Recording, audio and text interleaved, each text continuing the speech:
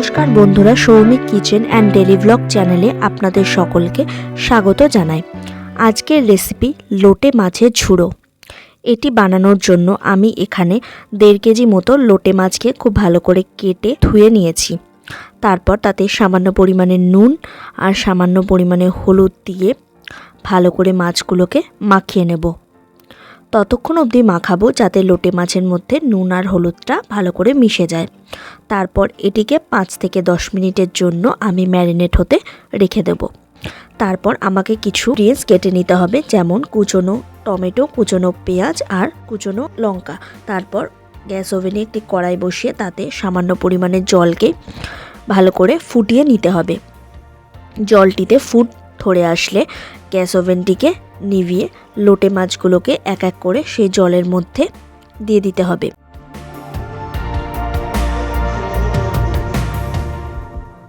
মোটামুটি 5 থেকে 7 মিনিট গরম জলে লোটে মাছগুলো থাকার পরেই আপনারা একটি খুন্তির সাহায্যে ভালো করে নেড়ে দেখবেন, এই দেখুন লোটে মাছের গা থেকে মাংসগুলো ছেড়ে এসছে, তার মানে লোটে মাছটা খুব ভালো করে সেদ্ধ হয়ে গেছে। তারপর এভাবে একটি চামচের সাহায্যে লোটে মাছের মাংসগুলো ছাড়িয়ে নিতে হবে এবং কাঁটাটিকে এভাবে ফেলে দিতে হবে।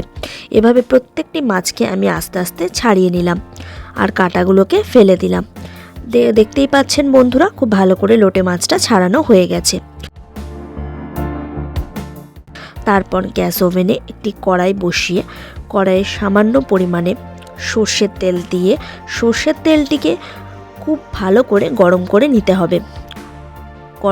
সর্ষের তেলটি গরম হয়ে আসার পর আগে থেকে কেটে রাখা কুচনো পেঁয়াজ দিয়ে দিতে হবে।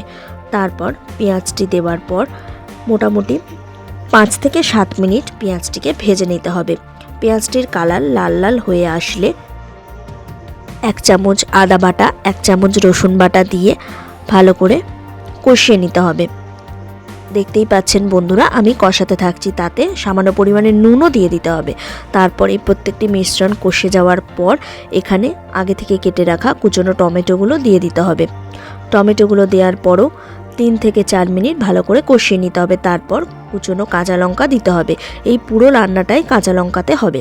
তারপর সামান্য পরিমাণে নুন, সামান্য পরিমাণে হলুদ আর সামান্য পরিমাণে রঙের জন্য কাশ্মীরি লঙ্কার গুঁড়ো দিয়ে 5 থেকে 7 মিনিট কষিয়ে নিতে হবে। আর কষানোর আগে অল্প অল্প জল আপনারা অ্যাড করবেন বন্ধুরা, আর কষাতে থাকবেন। তাতে দেখবেন কালারটাও খুব ভালো আসছে। দেখতেই পাচ্ছেন বন্ধুরা, কালারটাও অনেক ভালো এসছে। তারপর এই লোটিয়া মাছটি দিয়ে দিতে হবে। দিয়ে দেওয়ার পর খুন্তির সাহায্যে ভালো করে কষিয়ে নিতে হবে। দেখতেই পাচ্ছেন আপনারা কি সুন্দর জল ছেড়ে এসছে। তারপর পরিমাণ মতো ধনেপাতা দিয়ে আরও ভালো করে কিছুক্ষণ কষিয়ে নিতে হবে।